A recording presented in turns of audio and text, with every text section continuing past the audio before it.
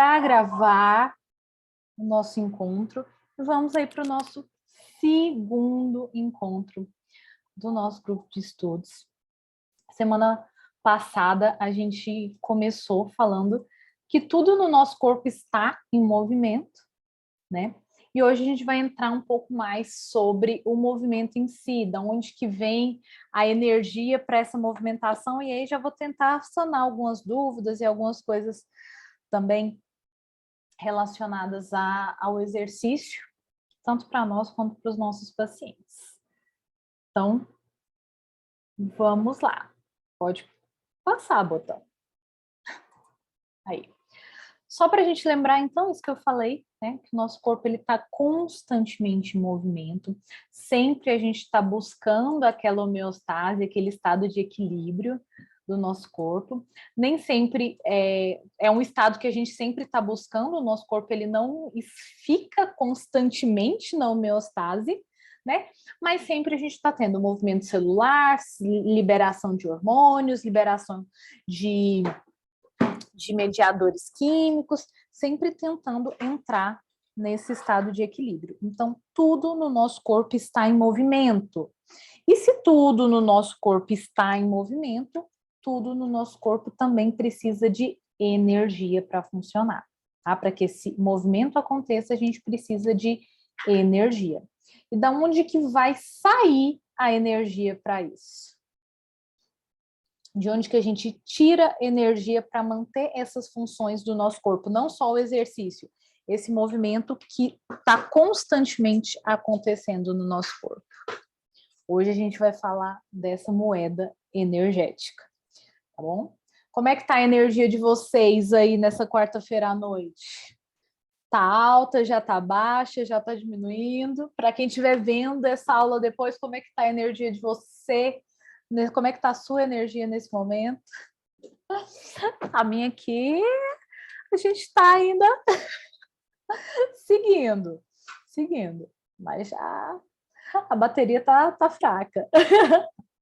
Tá? Então, vamos falar da nossa moeda, tá um pouco baixa. Gente, finalzinho do dia, né? Gente, a energia já tá um pouco baixa.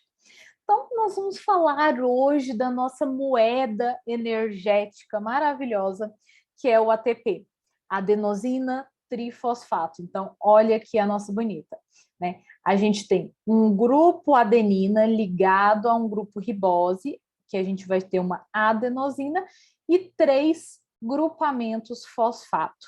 É muito importante a gente lembrar desses 3 grupamentos fosfato, porque a gente vai falar deles agora no primeiro modelo de formação de energia. João Paulo já deve estar até cansado de me ouvir falar de bioenergética, né? Mas não tem como. Hoje mesmo eu estava lá na reabilitação cardiopulmonar com as alunas do estágio, e tudo que a gente vai fazer em torno do exercício, a gente acaba voltando para esse assunto de bioenergética. Tá? A gente ainda não consegue esgotar isso.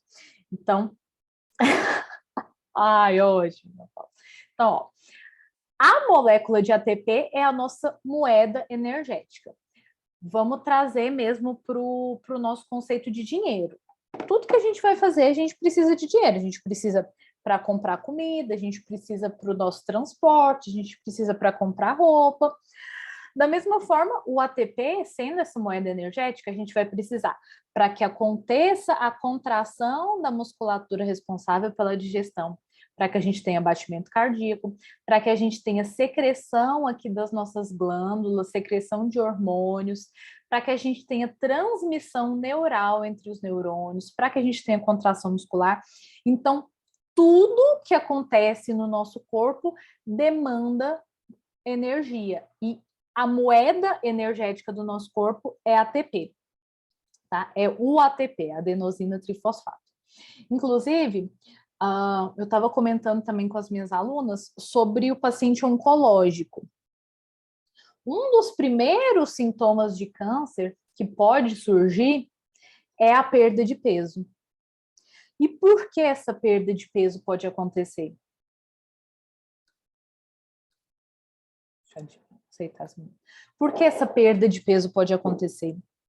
Porque na formação tumoral do câncer, eu estou tendo aumento do número de células. Se eu estou tendo aumento do número de células, eu vou ter que gastar mais energia, eu vou acabar gastando mais energia, né? Então, uma das coisas que acontece inicialmente ali no paciente com câncer é essa perda de peso, tá?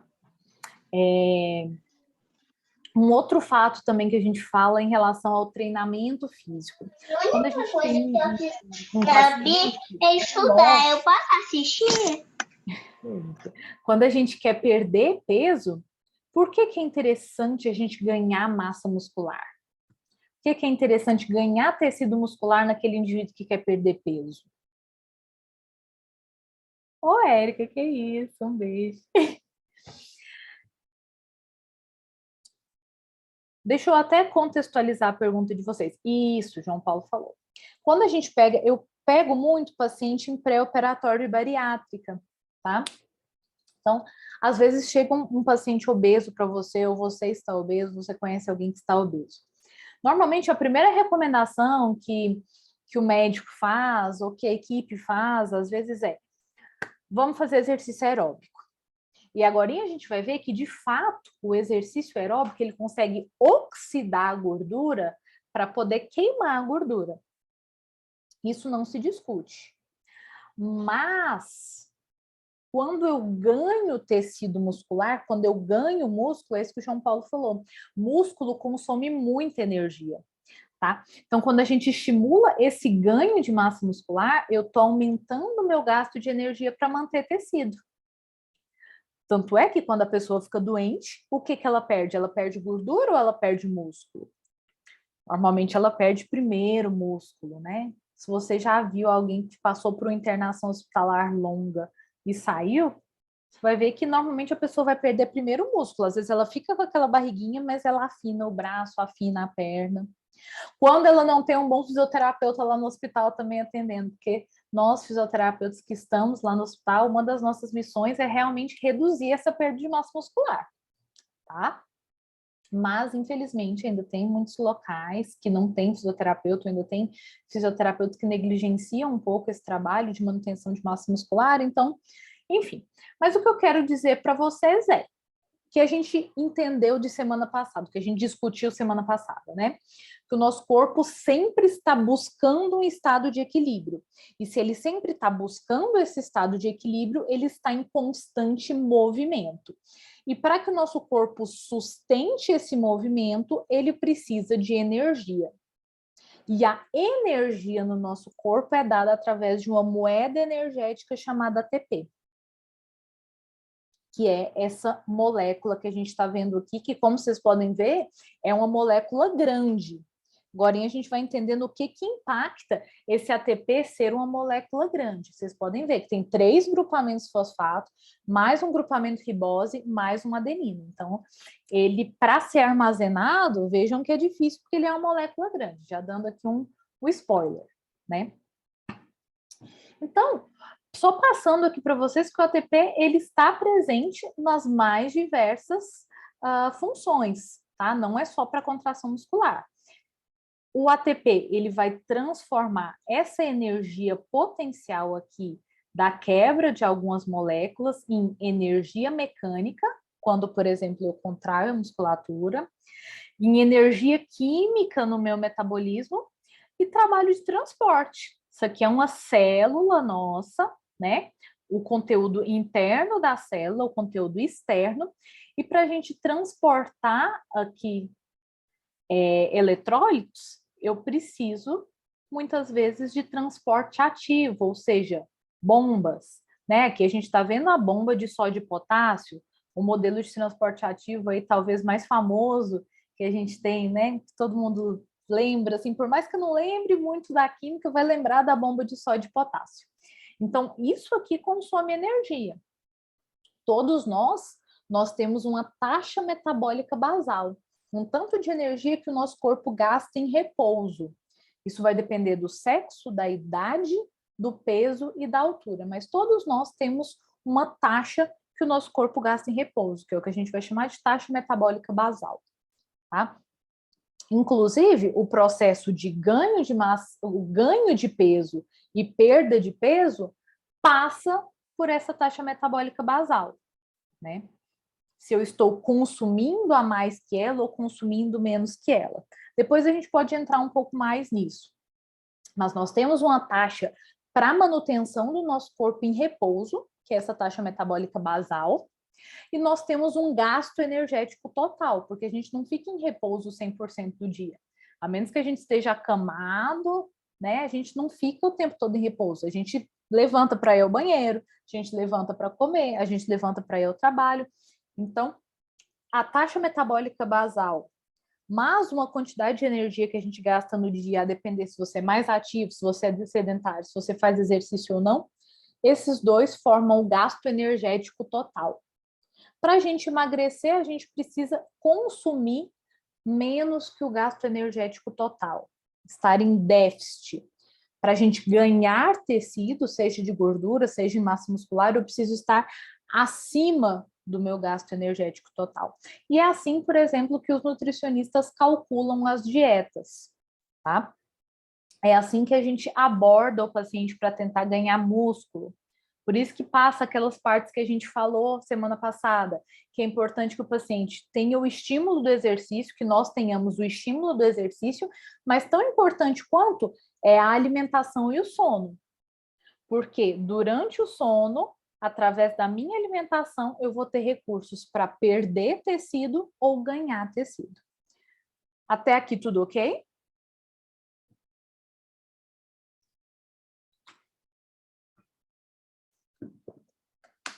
Joia. Então, uma figurinha aqui do nosso livro que a gente está usando Fisiologia do Exercício do Macardo Cat Cat.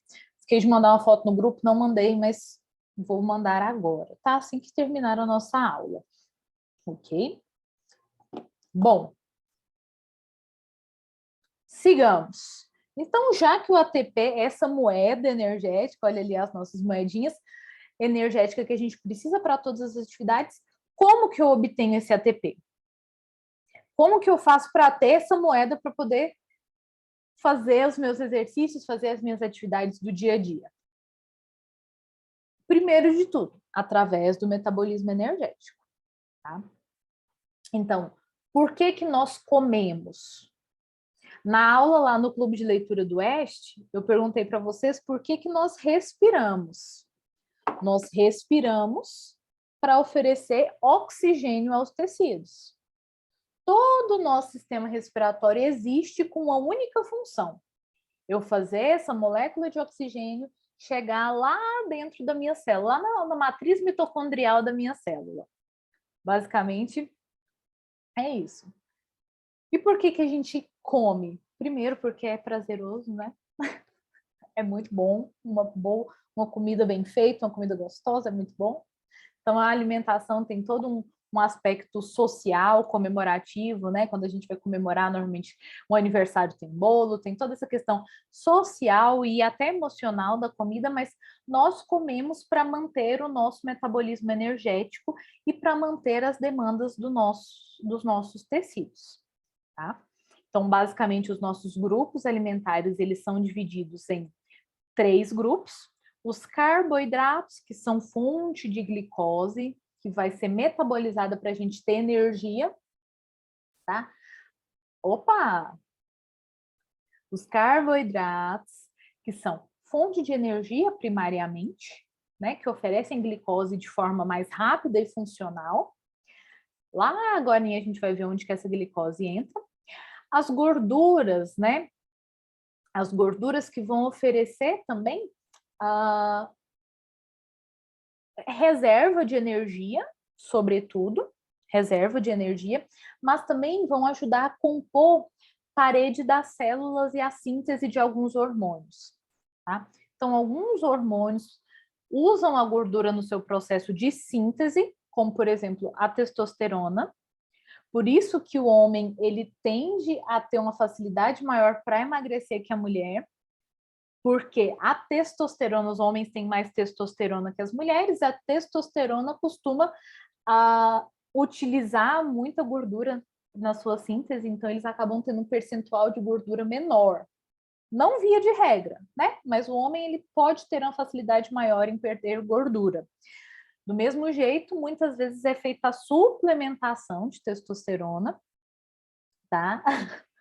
Toda vez falou, será que eu tenho déficit de testosterona? É bom acompanhar, tá? Porque normalmente a testosterona ela tem essa característica de dificultar, de utilizar bastante gordura, então ela dificulta o acúmulo de gordura e ela ajuda a construir músculo.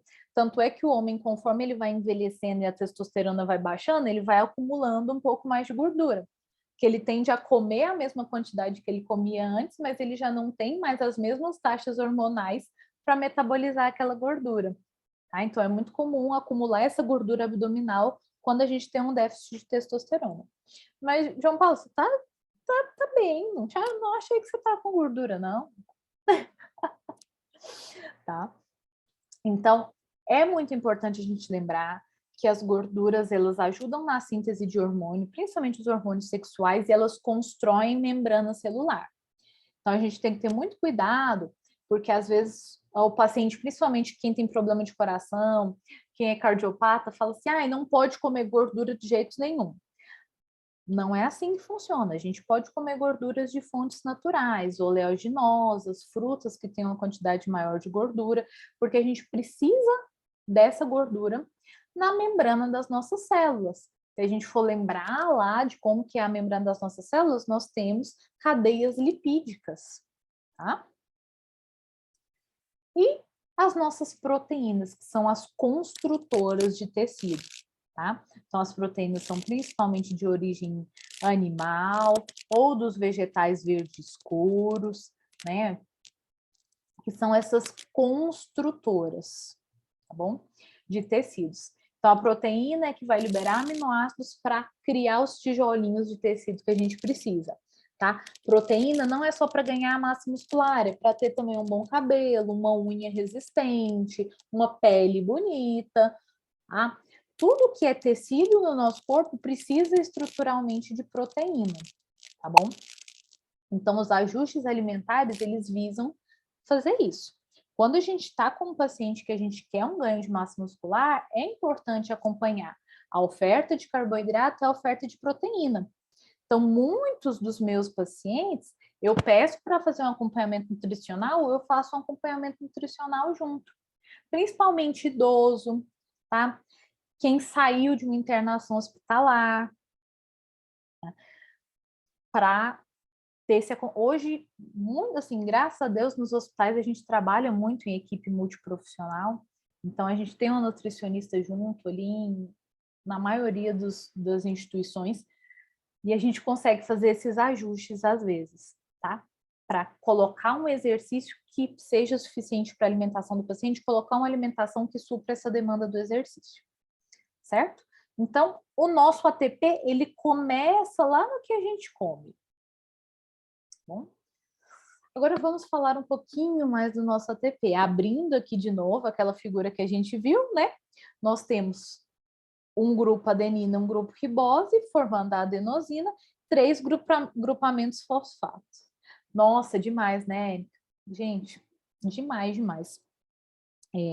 Eu tive um paciente esses tempos atrás que totalmente, depois que ele começou o acompanhamento com a nutricionista, teve uma internação hospitalar prolongada, né? E eu comecei ele sem controle de tronco para sentar, então a gente começou ganhando controle de tronco para sentar, e a hora que a nutricionista veio e ajustou a quantidade de alimento dele e que colocou a suplementação de proteína, a fisioterapia foi assim para um outro nível, sabe? A gente conseguiu evoluir muito, muito assim, sabe? Só de ajustar, tá? Inclusive, uma coisa que a gente até falou semana passada da homeostase, que é interessante lembrar, tá? O nosso corpo sempre está buscando esse equilíbrio, sempre está buscando esse equilíbrio. Se o paciente ele começa a comer muito pouco, se a gente começa a comer muito pouco, abaixo da taxa metabólica basal, o nosso corpo ele entende que ele precisa economizar energia. Então, ele vai tender a te colocar menos disposto, tá? Te colocar menos disposto. Então, pode ver que aqueles pacientes que têm dificuldade na ingesta alimentar, eles têm, assim, uma queixa de desânimo, de fadiga associada, sabe? A gente também, às vezes, quando você está fazendo um déficit alimentar muito grande, você nem vai conseguir, todo o seu metabolismo, ele vai diminuir um pouco o nível de atividade para tentar te proteger, para tentar poupar. Nossa, sobre secreção nem fala, né? Nossa, quando ajusta a água. Gente, para tudo isso funcionar, para que o nosso corpo esteja em movimento, como a gente falou, isso daqui é fundamental, tá? Porque tudo que acontece no nosso corpo precisa estar ali no plasma, está no nosso volume sanguíneo. Lembra que eu falei, o oxigênio para ele chegar, eu estava falando hoje no estágio também para as meninas, a gente coloca o oxímetro. Para o oxigênio chegar aqui na ponta do dedo, eu tenho que ter um coração que bombeie muito bem sangue para o oxigênio chegar aqui na ponta do dedo. Só que o nosso sangue, ele é uma solução. Lembram lá da química o que é solução? É um solvente mais um soluto. Então, os solutos são todas aquelas substâncias que estão no sangue. Hemácias, plaquetas, leucócitos, né? Enfim. E o plasma é líquido, é o líquido que está constituindo esse sangue. O nosso sangue ele é vermelho porque ele está cheio de hemácias que são vermelhas.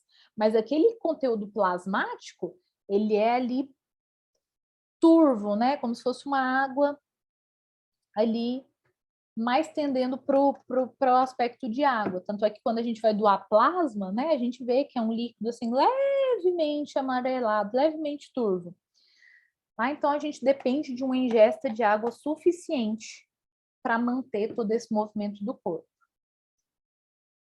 Então repercute demais, né? Na contração da musculatura lisa de intestino, para a gente conseguir evacuar bem, né? Para conseguir melhorar o aspecto de secreção em quem tem muita secreção. E até para ter um volume muscular bonito. Porque eu preciso de um músculo bem hidratado também para manter um volume muscular. Uma das coisas que a creatina faz, por exemplo, que agora a gente vai chegar na creatina, é trazer um pouco de líquido também para dentro desse músculo. E a gente dá um volume de músculo melhor. O músculo ele fica mais hidratado, mais bem nutrido. Tá?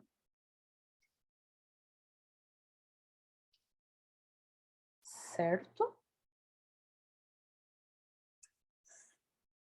Até aqui tudo bem, gente? Tudo ok?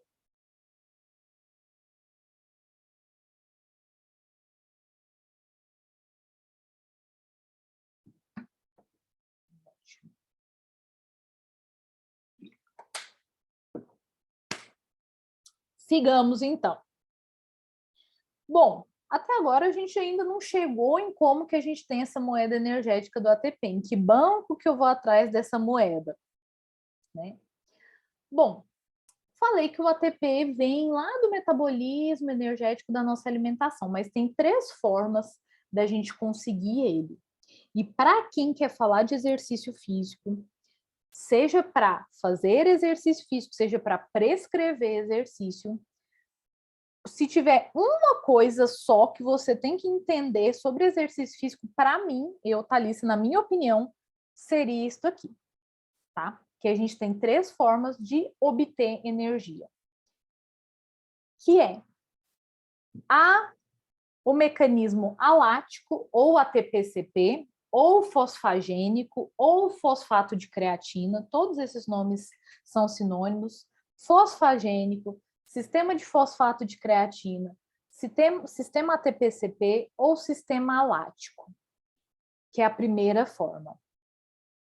Ela tem um alto poder de oferecer energia e uma curtíssima duração. Depois a gente vai para a glicólise anaeróbica, ou seja, aquela glicose que eu falei lá na alimentação, aquela glicose ela está estocada no nosso músculo. O que acontece quando a gente come? Vamos dar um passo para trás. Vem comigo. Quem já jantou aí? Quem já jantou? Quem está com fome? Quando a gente come a glicose, quando a gente come, estamos ali alimentados, nosso corpo ele vai quebrar, né? Vai quebrando, quebrando, quebrando as moléculas até chegar na glicose.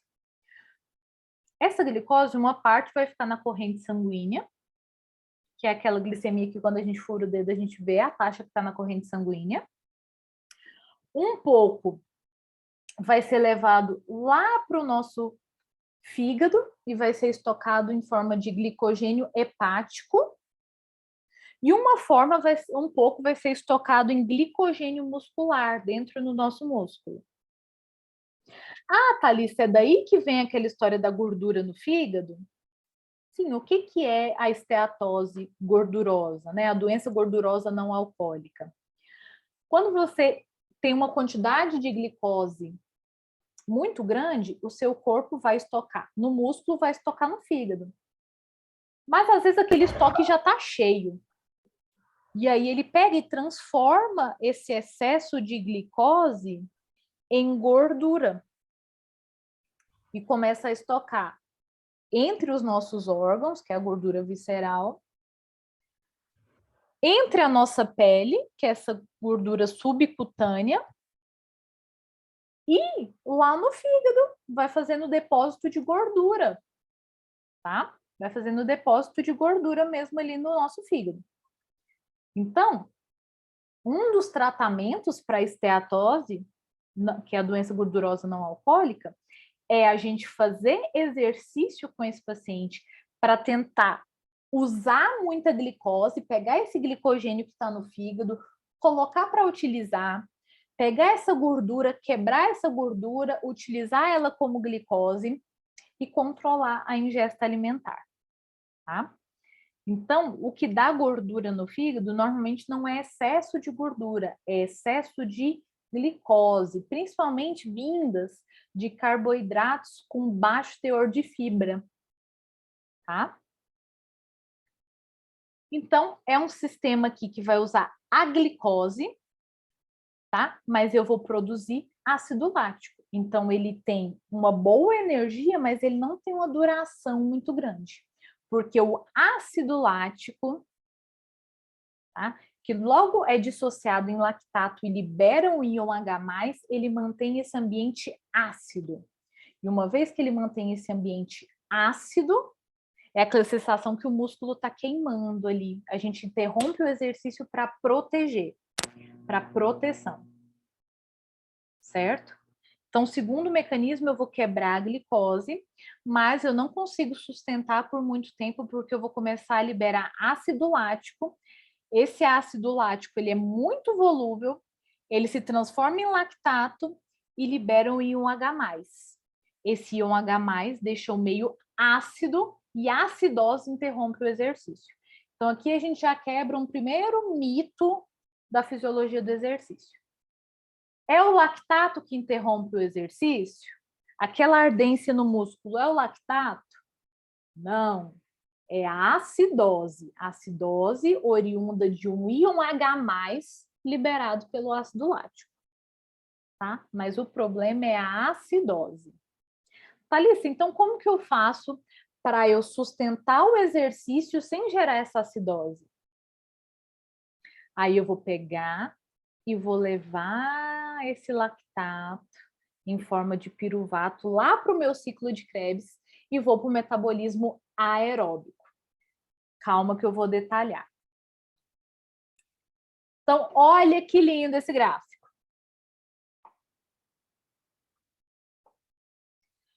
Deixa eu responder. A Erika perguntou, Thalissa, esse glicogênio do fígado é a primeira opção de fonte de energia ou tem outras fontes de glicose disponíveis? Erika, é assim. O primeiro mecanismo que a gente vai usar é o ATP que já está pronto, que é esse aqui, ó, o ATP-CP. A gente tem dentro das nossas células uma quantidade de ATP pronta para utilizar, como se fosse a primeira marcha do carro, como se a gente ligasse o carro e colocasse a primeira marcha. Só que lembra que o ATP ele é bem grande? Então, a gente tem um estoque muito pequeno de ATP pronto. Através da creatina, a gente consegue ressintetizar um pouco dele, e por isso que a creatina é um suplemento muito bom, mas ele dura aqui, ó, ele tem uma alta potência e curtíssima duração, menos de 1 minuto. Aí a gente começa a quebrar a glicose. Então, primeiro eu vou pegar o glicogênio que está dentro do meu músculo. Tá? Primeiro eu vou pegar o glicogênio que está na minha corrente, a glicose que está na minha corrente sanguínea e o glicogênio que está dentro do meu músculo. Se eu continuar utilizando, aí eu vou mobilizar lá o estoque hepático, tá? Mas primeiro eu vou utilizar o que está ali estocado primeiro no meu músculo e na minha corrente sanguínea, e aí depois que eu utilizo esse estoque que está aqui no meu músculo, eu vou mobilizar o do fígado.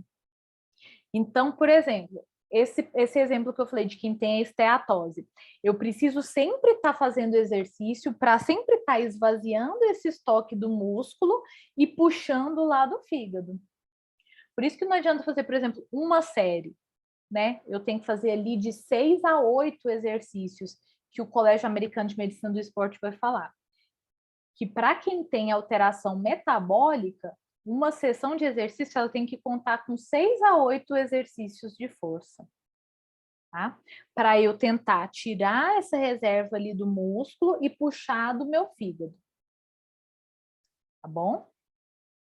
Então, primeiro a gente usa esse ATP que já está pronto, depois eu vou quebrar a glicose, primeiro desse estoque de glicogênio que eu tenho ali mais próximo, e vou puxando o estoque de glicogênio do meu corpo.